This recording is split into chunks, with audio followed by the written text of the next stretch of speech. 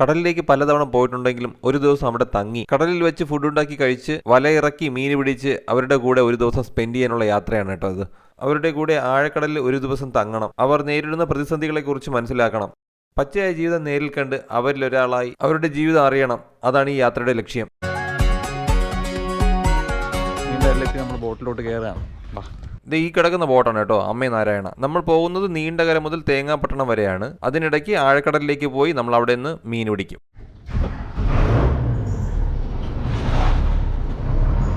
ഇതാണ് നമ്മുടെ താരം ടൈറ്റസ് അണ്ണൻ. അണ്ണാ കടലിലേക്ക് എന്നെയും കൂടെ കൊണ്ടുപോകാമെന്ന് ഞാൻ ചോദിച്ചപ്പോൾ ധൈര്യമായി കയറിപ്പോര്, ബാക്കി കാര്യങ്ങളെല്ലാം സെറ്റ് ചെയ്ത് തരാമെന്ന് പറഞ്ഞത് അണ്ണനാണ്. ഈ ബോട്ട് പുള്ളിയുടേത് തന്നെയാണ്. ഇത് കൂടാതെ 2 ചെറിയ ബോട്ടുകൾ കൂടെ ഉണ്ട് കേട്ടോ. ഏകദേശം 15 വർഷത്തോളം ഈ ചേട്ടന് കടലിൽ എക്സ്പീരിയൻസ് ഉണ്ട് കേട്ടോ. ഏകദേശം ആഴക്കടലിൽ 1 മാസത്തോളം തങ്ങി നിന്ന് പണിയെടുക്കാൻ പറ്റിയ ഒരു ബോട്ട് കൂടെയാണിത്. അതുകൊണ്ട് തന്നെ ടൺ കണക്കിന് മീനുകളും ആഹാര സാമഗ്രികളും 4000 ലിറ്റർ വെള്ളം സംഭരിക്കാനുള്ള സ്റ്റോറേജും ഈ ബോട്ടിലുണ്ട്. ഈ തൂണുകളിൽ സ്ഥാപിച്ചിരിക്കുന്ന ചീനവലകളുടെ ഫ്രെയിമാണ്. ചീനവല ഫിഷിംഗ് ഇവിടെ ആക്റ്റീവ് ആണ്. നമുക്ക് കുറച്ചധികം ദൂരം കായലിലൂടെ സഞ്ചരിച്ച് വേണം കടലിലെത്താനായിട്ട്. കടലിലേക്ക് പോകുന്നതിന് മുന്നേ നല്ലൊരു പ്രിപ്പറേഷന്റെ ആവശ്യമുണ്ട്. അതായത് ഈ എത്ര ദിവസത്തിനാണോ കടലിലേക്ക് പോകുന്നത് അത്രയും ദിവസത്തേക്ക് ഫുഡ്, വെള്ളം എന്നിവ സംഭരിക്കണം. പോകുന്നതിന് മുന്നേ തന്നെ ഐസും ഫ്യൂവലും ഫില്ല് ചെയ്യണം. ഇത് ബോട്ടുകളൊക്കെ പൊളിക്കുന്ന പ്ലേസ് ആണേ. പുള്ളി ചൂണ്ടപ്പണിക്ക് പോകാൻ തോന്നുന്നു കേട്ടോ. കടലിലേക്ക് പോകുന്ന ബോട്ടുകൾ ഇതുപോലുള്ള ഫ്യൂവൽ സ്റ്റേഷനിൽ നിന്ന് ഫ്യൂവൽ അടിക്കും കേട്ടോ. ഡീസലാണ്. അത് നീണ്ടൊരു പൈപ്പ് മുഖേന ഇന്ധന ടാങ്കുമായി കണക്ട് ചെയ്താണ് അടിക്കുക. ഇതിനു മുമ്പ് വരെ ഞാൻ വിചാരിച്ചത് കന്നാസുകളിലോ ഡ്രമ്മിലോ ഇന്ധനം വണ്ടിയിലേക്ക് എത്തിക്കും എന്നായിരുന്നു. ഇത് ഇങ്ങനെയാണ് ബോട്ടുകളിൽ ഐസ് നിറയ്ക്കുന്നത്. ഏകദേശം ഒരു ഐസ് ബ്ലോക്കിന് വിലയായി വരുന്നത് 100 രൂപയാണ്. സാമാന്യ വലിയ ബോട്ടുകൾ 150 മുതൽ 200 ഐസ് ബ്ലോക്ക് വരെ ഒരു യാത്രയ്ക്ക് കൊണ്ടുപോകും. ബോട്ടിന്റെ അടിയിലെ അറ്റകുറ്റപ്പണികൾ തീർക്കുന്ന പരിപാടിയാണ്. ഇതുപോലെ ജലനിരപ്പിൽ നിന്ന് ഉയർത്തി പൊക്കി വെച്ചിട്ടായിരിക്കും അവർ അറ്റകുറ്റപ്പണികൾ തീർക്കുക. ആ തുഞ്ചത്തിരിക്കുന്ന പയ്യനെ ശ്രദ്ധിച്ചോ, അവൻ പറയുന്ന രീതിക്കനുസരിച്ചാണ് ചെറു വളവുകൾ നിയന്ത്രിച്ച് ബോട്ട് മുന്നോട്ട് പോയിക്കൊണ്ടിരിക്കുന്നത്. കായൽ ജീവിതമാണ്. വലപ്പണി നടക്കുകയാണ് കേട്ടോ. പാലമണി നടക്കുകയാണ് കേട്ടോ. ഇവിടെ നമ്മൾ ഇവിടെ നിന്ന് അതുവഴി കടലിലോട്ടൊക്കെ പോവുകയാണ്. ബോട്ടുകൾക്ക് കടലിലേക്ക് പോകണമെങ്കിൽ ഈ പാലം ക്രോസ് ചെയ്ത് വേണം പോകാൻ. പാലത്തിൻ്റെ 2 തൂണുകൾക്കിടയിലൂടെ മാത്രമേ സഞ്ചാരപാതയുള്ളൂ. അതായത് എല്ലാ തൂണുകളുടെ ഇടയിൽ കൂടെയും ബോട്ടുകൾക്ക് യാത്ര അനുവദനീയമല്ല. നമ്മുടെ വലതുവശത്ത് നീണ്ടകര ഫിഷ് മാർക്കറ്റാണ് കേട്ടോ. നമ്മൾ കടലിലോട്ട് പോവുകയാണ് കേട്ടോ. കടലിലോട്ട് ജസ്റ്റ് എൻ്റർ ആവാൻ പോവുക.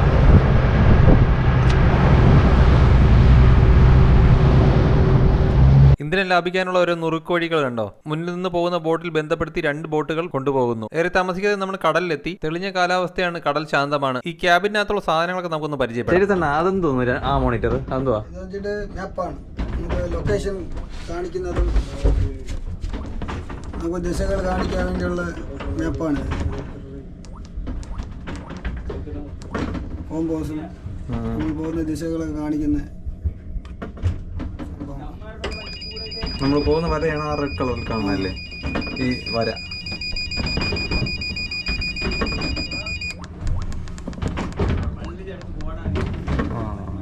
ഇത് കടലിനടിയിലുള്ള കാര്യങ്ങളൊക്കെ ഒന്ന് അറിയാനായിട്ട് ഉപയോഗിക്കുന്ന ഒരു മെഷീനാണ് കേട്ടോ. അതായത് മീനുകളുടെ വലിപ്പം, കടലിന്റെ ആഴം, നിൽക്കുന്നത് മൺതിട്ടയാണോ പാരാണോ. പാരെന്ന് വെച്ചാൽ കടലിനടിയിലുള്ള പാറക്കെട്ടുകളാണ്. അതിൽ തന്നെ കുന്നും കുഴിയും എല്ലാം ഉണ്ട് കേട്ടോ. അതിലിപ്പോൾ നിൽക്കുന്നത് 2.5 മീറ്റർ മാത്രം ആഴത്തിലാണ്. ഇനി പോകെ 30 മീറ്റർ 100 മീറ്റർ അങ്ങനെ ആഴത്തിലേക്ക് നമ്മൾ പോകും. അങ്ങനെ ഉച്ചയൂണിന്റെ പരിപാടി നമ്മൾ 12 മണിയോടെ സ്റ്റാർട്ട് ചെയ്തു. ഇന്ന് ചോറും ചിക്കൻ ഫ്രൈയും രസവുമാണ് കേട്ടോ. ഇവിടെ വലിപ്പ ചെറുപ്പമൊന്നുമില്ല. എന്റെ പാത്രം കഴുകി ചോറ് വിളമ്പി തന്നത് ഈ ബോട്ടിന്റെ മുതലാളി തന്നെ കേട്ടോ. ഈ പാചകമൊക്കെ ചെയ്തത് കൂടെ ഉണ്ടായിരുന്ന പയ്യന്മാരാണ് കേട്ടോ. എടുത്തു പറയേണ്ട മറ്റൊരു കാര്യം, ടൈറ്റസ് അണ്ണൻ എന്ത് ജോലി പറഞ്ഞാലും 1 മിനിറ്റ് പോലും വൈകാതെ ചെയ്യാനുള്ള അവരുടെ സന്നദ്ധതയാണ്. നമുക്ക് ഫുഡ് ഒന്ന് ടേസ്റ്റ് ചെയ്ത് നോക്കാം. ഏറെ നാളത്തെ ആഗ്രഹമായിരുന്നു കടലിൽ വെച്ച് പാചകം ചെയ്ത ഫുഡ് കഴിക്കണം എന്നത്. ആ ആഗ്രഹം ഇങ്ങനെ സാധിച്ചതിൽ വളരെ സന്തോഷം. ഫുഡിനെ കുറിച്ച് പറയുകയാണെങ്കിൽ ഒടുക്കത്തെ ടേസ്റ്റ് ആണ് കേട്ടോ. ടേസ്റ്റ് കാരണം വീണ്ടും ഞാൻ ചോറും കറികളും ഒക്കെ എടുത്തു കേട്ടോ. സാധാരണ കടലിൽ പോകുന്ന എല്ലാവരും ഫേസ് ചെയ്യുന്ന പ്രോബ്ലമാണ് ഛർദിൽ. ഒരിക്കൽ ഛർദിച്ചു കഴിഞ്ഞാൽ പിന്നെ എണീറ്റ് നിൽക്കാനുള്ള ശേഷി ഉണ്ടാവില്ല. ഞാൻ ഛർദിച്ചില്ല കേട്ടോ. അതിനൊരു നുറുങ്ങു വിദ്യയുണ്ട്, വീഡിയോയുടെ ഇടയ്ക്ക് പറയാവേ. ബോട്ടിന് ബ്രേക്ക് ഇല്ലാത്ത കാര്യം എത്ര പേർക്ക് അറിയാം? എനിക്ക് പുതിയ അറിവായിരുന്നു. റിവേഴ്സ് ഗിയർ ഇട്ട് അവർ സ്പീഡ് മെയിൻറ്റെയിൻ ചെയ്താണ് അവർ ബ്രേക്ക് കൺട്രോൾ ചെയ്യുന്നത് കേട്ടോ. നമ്മൾ വലയിറക്കാനുള്ള പ്രിപ്പറേഷൻസ് ഒക്കെ സ്റ്റാർട്ട് ചെയ്യുന്നുണ്ട്.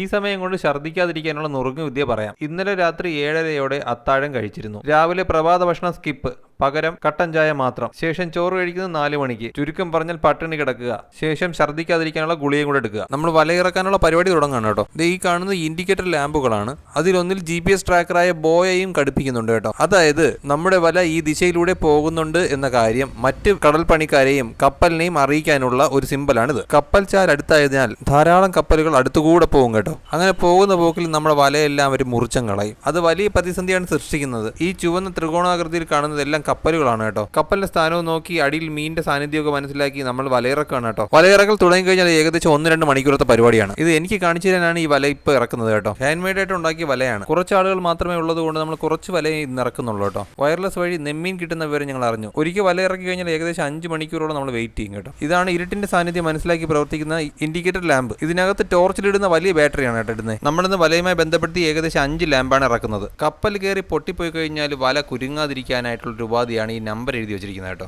അപ്പോൾ മിസ്സായ പീസ് ഏതെന്ന് മനസ്സിലാക്കും. എന്നതിന് ശേഷം പെട്ടെന്ന് നമുക്കെടുത്ത് അടുത്ത വല നെയ്തെടുക്കാനായിട്ട് പറ്റും. അത് ഈ മോണിറ്ററിനകത്ത് നമ്മൾ കാണുന്നത് മീനുകളാണ്. മീനിന്റെ വലിപ്പം 5 ഇഞ്ച് 6 ഇഞ്ച് എന്നൊക്കെ എഴുതിയിരിക്കുന്നുണ്ടോ. അയലയുടെ സാന്നിധ്യം മനസ്സിലാക്കി ഉടനെ നമ്മൾ ചൂണ്ട കെട്ടാനുള്ള പരിപാടി സ്റ്റാർട്ട് ചെയ്യാണ് കേട്ടോ. അയല കൊഴിയാളെയൊക്കെ മീനുകൾ പിടിക്കുന്ന മാർഗ്ഗം ഇപ്പൊ കാണിച്ചു തരാവേ. വലയിട്ട് കിടന്നപ്പോൾ ഒരു എന്റർടൈൻമെന്റിന് വേണ്ടി ചെയ്തതാണ്. ഇത് ചെയ്യുന്നത് ഒരു കങ്കൂസിൽ പല ചൂണ്ടകൾ കോർത്ത് കെട്ടി ഒരു ലൈറ്റിന്റെ സഹായത്തിൽ വെള്ളത്തിൽ ഇറക്കി ചെറിയ അനക്കം കൊടുക്കുമ്പോൾ മീൻ അടിക്കും. നിർഭാഗ്യം വെച്ചാൽ നമുക്ക് വേറെ മീനടിച്ചില്ല, ചെറിയൊരു കണവ് മാത്രമേ ലഭിച്ചുള്ളൂ കേട്ടോ. രാത്രി അത്താഴം കഴിക്കാൻ സമയമായി. കഴിക്കാനായി ചോറും ചിക്കൻ കറിയും രസവുമാണ് കേട്ടോ. പറയാതിരിക്കാൻ വയ്യ, അത്രയും ടേസ്റ്റ് ആയിരുന്നു. വല പിടിക്കാൻ സമയമായി. വല കയറ്റുവാണ്. എന്തെല്ലാം മീനുണ്ടെന്ന് ഇപ്പം അറിയാം. അത് ഈ കറങ്ങുന്ന വീല് പോലുള്ള ഭാഗം ശ്രദ്ധിച്ചോ.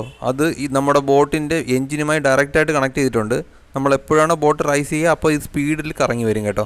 വല വലിക്കാനായിട്ട് എളുപ്പത്തിന് വേണ്ടിയിട്ടുള്ളൊരു മാർഗ്ഗമാണ്. ആകാംക്ഷയ്ക്ക് ഒടുവിൽ ആദ്യം തന്നെ കയറിയത് നെമ്മീനാണ്. പിന്നെ ചെറവറന്ന് മീൻ കയറാൻ തുടങ്ങി കേട്ടോ. കടിമീനിന്റെ സാന്നിധ്യം ഉള്ളതുകൊണ്ട് കുറച്ച് മീനുകൾ കടി കൊണ്ട് മോശാവസ്ഥയിലാണ് കയറി വരുന്നത്. ഇങ്ങനെയുള്ള മീനുകൾക്ക് തുച്ഛമായ വില മാത്രമേ ലഭിക്കുകയുള്ളൂ. നല്ല സൂപ്പർ സൈസ് നെമ്മീനും ചൂരയൊക്കെ കയറുന്നുണ്ട് കേട്ടോ. സമയം 12 മണിയായിട്ടുണ്ടേ. പണിക്ക് ആൾ കുറവായതുകൊണ്ടാണ് വല മൊത്തത്തിൽ ഇറക്കാത്തത്. എന്തായാലും ഇറക്കിയത് കാര്യമായി. കുറച്ചധികം നെമ്മീന് നമുക്ക് കിട്ടി കേട്ടോ. അതിരാവിലെ തന്നെ തേങ്ങാപട്ടണത്തിൽ നമ്മൾ എത്തി കേട്ടോ. അവിടെ നിന്ന് ഇതിപ്പോ നീരോടി എന്ന് പറഞ്ഞ ചന്തയിൽ എത്തിയിട്ടുണ്ട്. നമുക്ക് ഇതിന്റെ ലേലം ഒന്ന് കാണാം.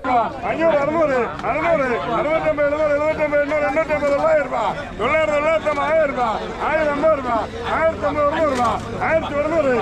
70, 850, 950, 900 രൂപ, 900, 1000 രൂപ, 1050 രൂപ, 1500 രൂപ, 1200, 1200, 1250, 1200 രൂപ, 250 രൂപ, 1200 രൂപ, 1300 രൂപ, 1300, 1300 രൂപ, 1300, 1300 രൂപ, 1300, 1350 രൂപ, 1350, 450 രൂപ, 1450, 1450 രൂപ, 550 രൂപ, 550 രൂപ, 1550, 1550 രൂപ, 1550, 1550 രൂപ, 1550, 1550 രൂപ, 1550.